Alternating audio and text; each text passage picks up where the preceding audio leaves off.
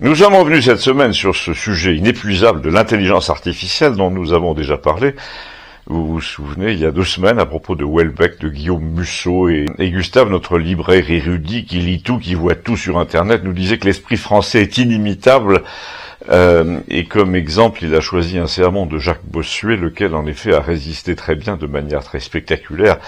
à toute tentative d'imitation de la part de l'intelligence artificielle, ChatGPT, et il en va de même évidemment pour la plupart des grands textes quand ils ne sont pas issus d'auteurs comme Musso qui aligne les clichés du genre c'était une fille énigmatique, ou comme Houellebecq qui dit tout est moche, tout est ridicule, même moi.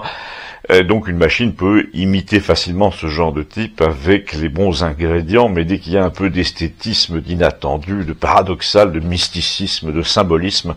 de philosophie historique, de poésie, de la connaissance, dès qu'il s'agit des textes où souffle l'esprit, l'intelligence artificielle, nous a dit Gustave, est évidemment complètement larguée. Et j'ai objecté, en littérature certainement, mais il y a un domaine quand même très prometteur, c'est le domaine graphique,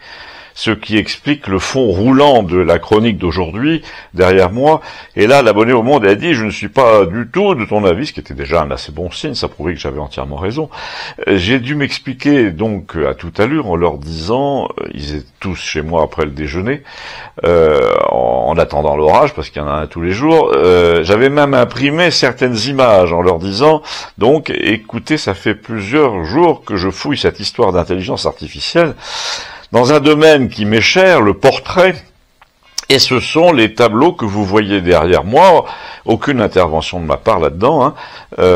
qui ont été produits, et je dois reconnaître que pour reprendre une expression de jeunes gens, c'est assez bluffant, à quelques exceptions près, qui tiennent à la stupidité américaine, parce que on oublie de dire que l'intelligence artificielle, même si ce sont des machines qui parlent et qui peignent, reflète en vérité le tronc idéologique américain. Donc vous voyez derrière moi quelques images, de nombreuses images auxquelles j'ai donné un thème dans l'énoncé, le jour de la fête nationale à Paris en 1900, notamment dans le style d'un peintre pompier français nommé Bouguereau. Et premier écueil, l'intelligence artificielle, en l'occurrence le moteur gratuit nommé Stable Diffusion, refuse absolument les mots boy et girl, de même elle plante quand vous écrivez lady, parce qu'elle est programmée pour ne pas montrer de contenu à caractère sexuel, même lointain, même un bout de sein sous une chemise. C'est pourquoi vous êtes contraint à ruser, à utiliser des mots plus neutres, comme woman, comme youngster, un jeune,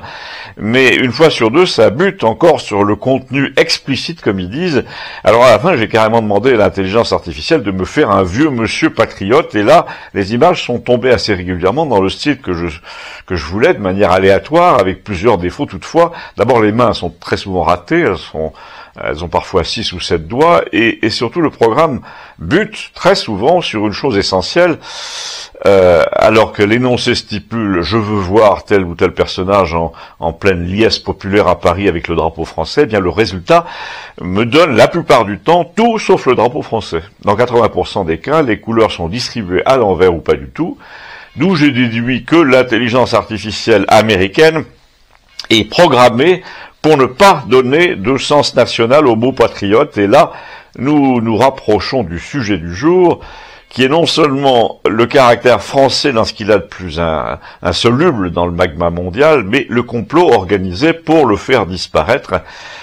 Et là, ce qui est frappant dans l'intelligence artificielle graphique sur un thème pareil, le 14 juillet, c'est que tout en digérant assez bien les courants de la peinture française, vous verrez à la fin des exemples, d'ailleurs, qui vont de Dufy à Derain, en passant par Toulouse, Lautrec, Monet, Manet. C'est toujours assez bien fait. L'intelligence artificielle est placée toutefois devant une nécessité contraire à sa mission, et ça c'est très perceptible dans le cas de Bouguereau, William Bouguereau, rendre compte techniquement du style du peintre, limiter donc le mieux possible, tout en faisant l'impasse sur le côté charnel et sensuel qui constitue pourtant la moitié de l'inspiration picturale européenne du 19e, et qui est spécialement au cœur de l'œuvre de William Bouguereau, lequel peint volontiers des personnages dénudés. Je précise donc qu'à aucun moment, dans ce que vous voyez derrière moi, je n'ai réclamé de nudité dans l'image. Elle est venue toute seule, nécessairement, puisque tout le monde ou presque était nu dans la peinture symbolique française de la fin du 19e, mais également en Angleterre d'ailleurs, et en Italie évidemment. Vous rajoutez à ça, comme je l'ai fait, le thème du patriotisme français du 14 juillet, et vous avez un résultat techniquement pas si mal, mais qui ne répond pas exactement à l'énoncé. Donc l'intelligence artificielle, c'est là que je voulais en venir, qu'on nous donne comme une sorte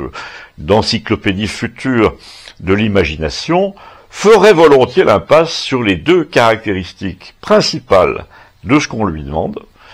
Or, pourtant, je le répète, elle est obligée de rendre compte du réel, et le réel, c'est que Bouguereau peignait des gens tout nus assez souvent, que Manet, par exemple, a peint l'Olympia et le déjeuner sur l'air, où il y a deux femmes nues, que ça fait partie de la civilisation française, européenne, latine, et que ceux qui programment une intelligence artificielle qui corrige notre mémoire, la mémoire de notre peuple, de notre regard, sont tout simplement nos ennemis. Eh bien, si vous consentez à me suivre un peu plus loin dans la discussion que j'ai eue avec mes amis de Campagnol, en cliquant sur les deux liens ci-dessous, vous verrez que la France,